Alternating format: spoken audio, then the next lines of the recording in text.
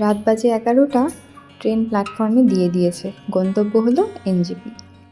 প্রথম থেকেই প্ল্যান ছিল যে এবারে ঘুরতে গেলে একটা স্কুটি বা বাইক নিয়েই ঘুরতে যাব। গাড়িতে তো এর আগে কতই ঘুরেছি। তো আমাদের এবারের ডেস্টিনেশন হলো কার্শিয়াংয়ের গিদা পাহাড়। প্রচুর ভিডিওস, প্রচুর ভ্লগ দেখেছি।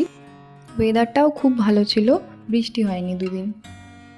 তো তারপর আমরা কিছুটা দূর আসার পর এখান থেকে ফার্স্ট ভিউ চোখে পড়লো, পুরো শিলিগুড়ি সিটিটা দেখা যাচ্ছে।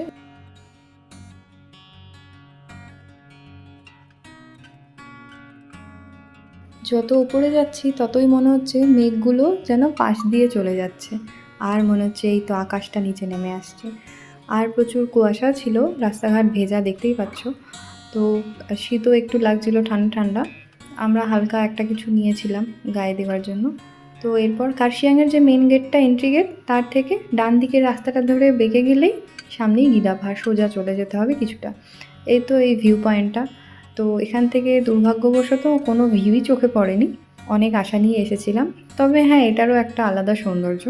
তো ওটা হয়তো মনসুনের একটু আগে এলে হয়তো আমরা ভিউটা দেখতে পেতাম।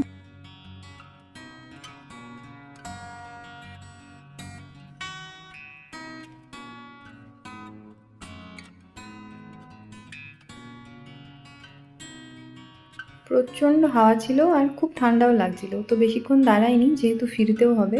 তখন অলরেডি 4:30 বেজে গেছিলো। তো আমরা একটু চা খেয়ে বেরিয়ে পড়েছি। ফেরার পথে 2-3টে জায়গায় দাঁড়িয়েছিলাম, আর এই জায়গাটা হলো আই লাভ কার্শিয়াং যেখানে লেখা, সেখানটাতে।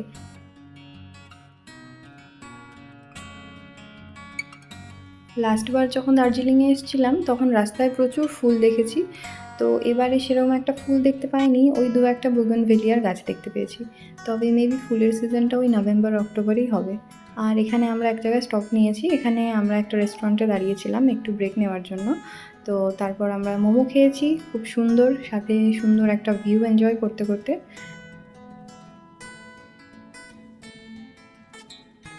অন্ধকার নামার আগেই আমরা পাহাড় থেকে নিচে নেমে এসেছি। তো আর কিছুটা গেলেই তারপর আমরা শিলিগুড়িতে পৌঁছে যাব। তো এখানে শিলিগুড়িতে একটা মেলা হচ্ছিল, বৈশাখী মেলা। তো আজকের মতো এর পর্যন্তই। খুব ভালো একটা দিন কেটেছে। আশা করছি তোমাদেরও ভিডিওটা খুব ভালো লেগে থাকবে। যদি ভালো লেগে থাকে অবশ্যই একটা লাইক, অ্যান্ড অবশ্যই আমার চ্যানেলটাকে প্লিজ সাবস্ক্রাইব করে দিও। Thank you so much. দেখা হচ্ছে নেক্সট ভিডিওতে। বাই।